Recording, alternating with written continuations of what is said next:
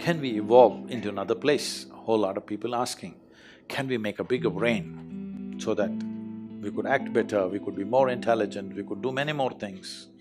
So neurologically, certain neurological scientists have explained this. See, if you want to increase the capacity of this brain, one thing is you must pack more neurons.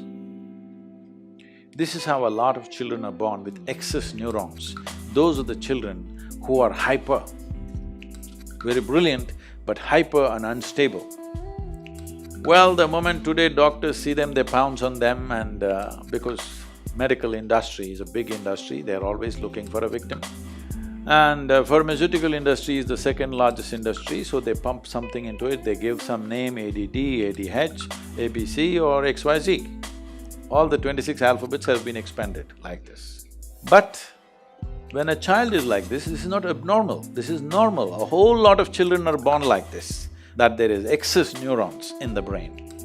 If you just put the child to lot of physical activity, sleep and physical activity, proper physical activity, you will see by the time he's 6 or 8 years of age, he will adjust himself. The body does its own thing to make sure it kills the excess neurons and manages itself. But before that, if you put them on sedatives and that kind of stuff, for a lifetime they may become dependent on the medication.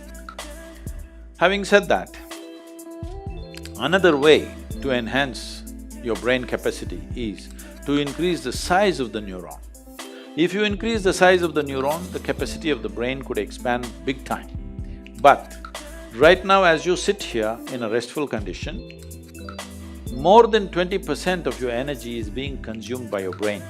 Your brain is only this much, hardly 2 pounds. This much body consumes only 80%. This consumes 20% sitting here.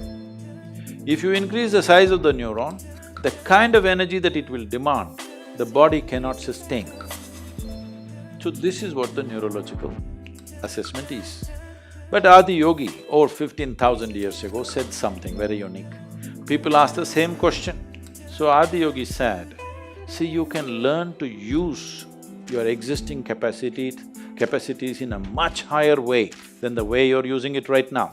If you become more and more conscious, your body and brain, you can use it in many more ways than they're using right now.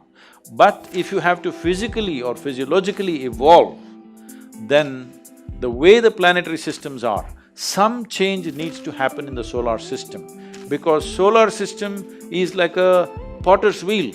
It has spun this and it has reached its peak. How we know it's reached its peak is, if you know something about the geometry of the solar system, you know the diameter of the moon and the distance between the earth and the moon is 108 times, and the diameter of the sun, you know those things.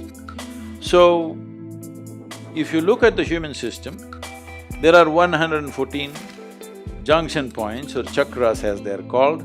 The first two are outside the physical body, so we usually don't talk about it unless it's for some mystical purposes.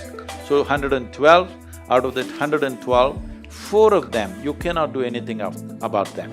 If you take care of the 108, the remaining 4 operate by themselves, they have an intelligence of their own. We cannot do anything about it. So 108 is what is available to you. Seeing this, he says, see, 108 is already available to you. So the geometry of the solar system is like this. Unless some structural change happens in the solar system, you cannot evolve physiologically any further. But your ability to use the same thing in better and better ways is always available to you. Some people, of course, downgrade themselves as time goes by. Some people are upgrading themselves, isn't it? It's possible if you're willing. Willingness means, if you have to be truly willing, you have to be conscious. If you're unconscious, you have become unwilling unknowingly.